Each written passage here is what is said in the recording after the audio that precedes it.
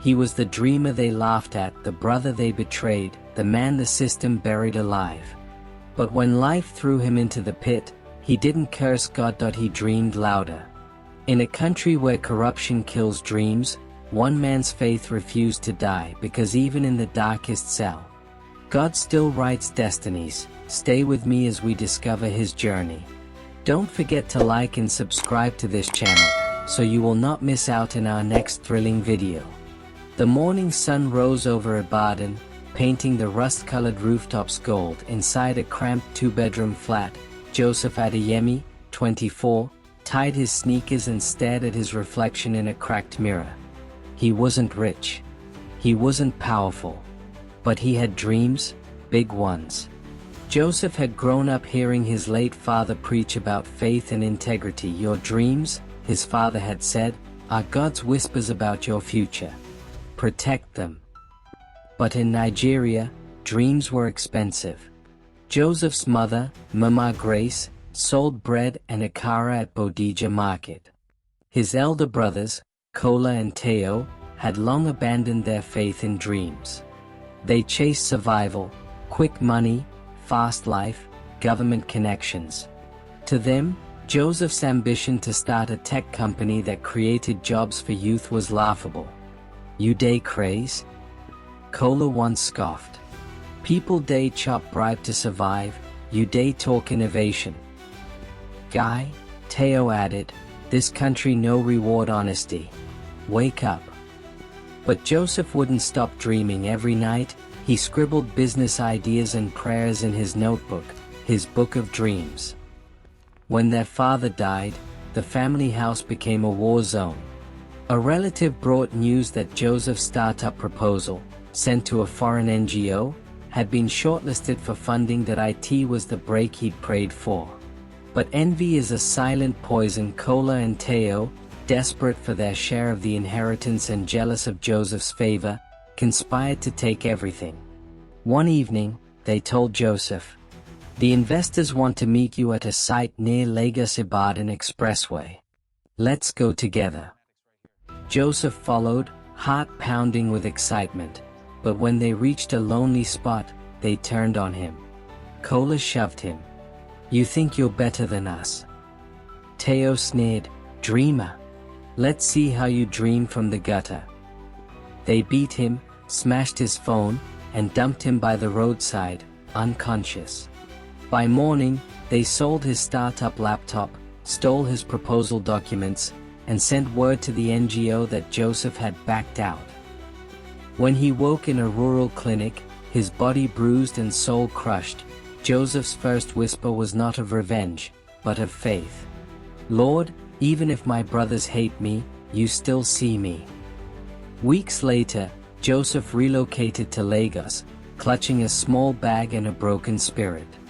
The city was merciless, horns, dust, chaos, but he found shelter with a family friend in Ojalegba. He took a small job as an office assistant in Zion Holdings, a construction firm owned by Mr. Okonkwo, a powerful but morally gray businessman. Joseph worked diligently, humble, quiet, always early. His integrity soon caught the eye of the CEO's wife, Madam Ifema, who noticed how different he was from the flirtatious interns. Madam Ifema was beautiful, confident, but bored.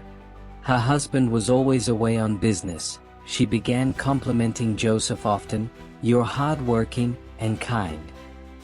Joseph, uncomfortable, kept his distance. But one evening, she trapped him in her office. "Joseph, you don't have to struggle all your life. I can help you rise faster," she whispered. He stepped back. "Madam, I respect you, but I fear God." Her smile vanished. The next day, security stormed his desk. Mr. Okonkwo appeared, furious. "My wife says you tried to harass her. You're fired. And I'll make sure no company hires you again." Joseph's world collapsed. The police dragged him out as staff whispered. "But I'm innocent," he shouted, as cameras flashed. Inside Ikoyi prison, time moved differently. The air smelled of sweat and hopelessness. Joseph, now inmate number 4512, slept on concrete and prayed through tears, but even there, light shone. He met Pastor Samuel, a gentle chaplain who encouraged him. Joseph, God isn't punishing you. He's preparing you. Even here, you can still serve. Soon, Joseph began teaching other inmates literacy, computer basics, even prayer sessions. His leadership impressed the prison warden, who recommended him for an NGO program teaching digital skills to prisoners. Joseph became a mentor, his story of resilience spreading quietly through the prison. One day, a new prison outreach team arrived, led by a young woman named Ruth Adebayo, a journalist researching stories of hope behind bars. She was moved by Joseph's humility and faith. She asked, "What keeps you believing after all this?" He smiled. "Because even in a cell, God can open doors." Ruth's article went viral, "The Nigerian Dreamer, Faith Behind Bars." Among those who read it was a new government commissioner launching a national Reformation tech program. He visited the prison, met Joseph, and was stunned by his brilliance. "You built all this without resources?" "Yes, sir. Just vision and faith." Within months, Joseph was released on a presidential pardon after an internal review of his wrongful conviction. The commissioner personally offered him a role leading the new government tech initiative, turning prison education into national policy. When the news broke, headlines read, "Former inmate becomes symbol of hope and reform." Joseph's brothers watched from afar, their shame heavy. In a dramatic reunion scene, Kola broke down in tears. "We didn't know, Joseph, forgive us." Joseph looked at them with tears. "You meant it for evil, but God turned it for good." Years later, Joseph stood before a crowd at the University of Lagos, delivering a lecture titled "Dreams Don't Die, People Do." He looked into the faces of hundreds of young Nigerians, dreamers like him.